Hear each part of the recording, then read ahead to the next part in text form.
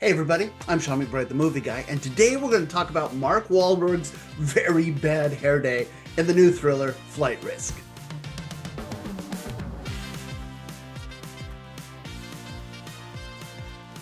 I never flew U.S. Marshal before.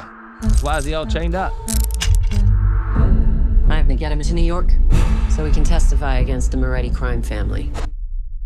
Psycho killer, qu'est-ce que c'est?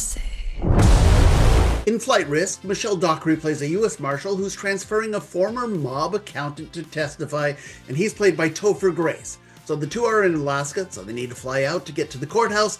Enter Mark Wahlberg, who will be their pilot.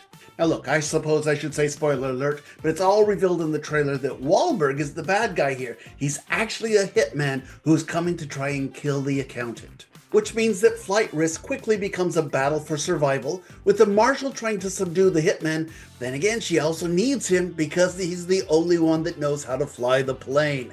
She's basically stuck in this rickety airplane trying to survive a killer, but also trying not to crash. And oh yeah, apparently there might be a mole in the U.S. Marshal's office helping out the mob. She's got a lot of things working against her, and I tell you, I think this is a pretty good story setup.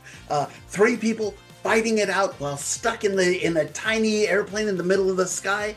It seems like something that a really good director, like Mel Gibson, who is a really good director, it seems like something that he should really be able to sink his teeth into. But no, this is not a good movie.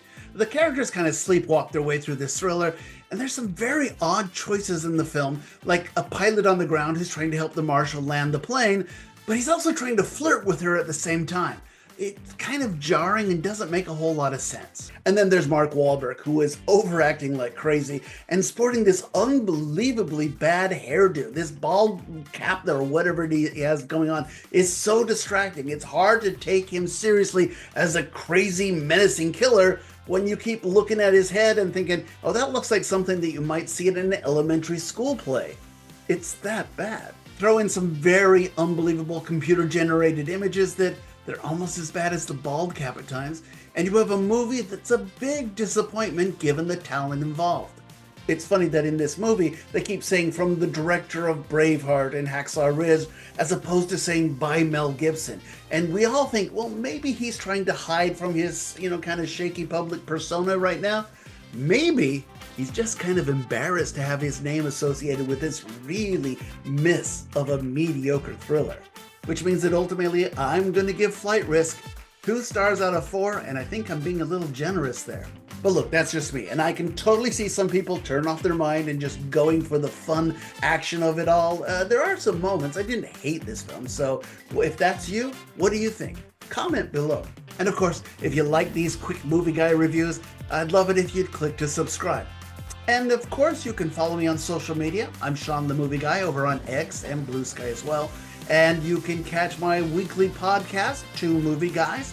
My friend Joe Fry and I go into more detail on all of the week's new movies. Just search for Two Movie Guys wherever you get your podcast. Thanks for watching. Sorry the movie was only mediocre, but listen, I'll be back with my next review, a much better film. And that would be Steven Soderbergh's art house horror film. It's called The Presence. We'll go over that next. See you soon.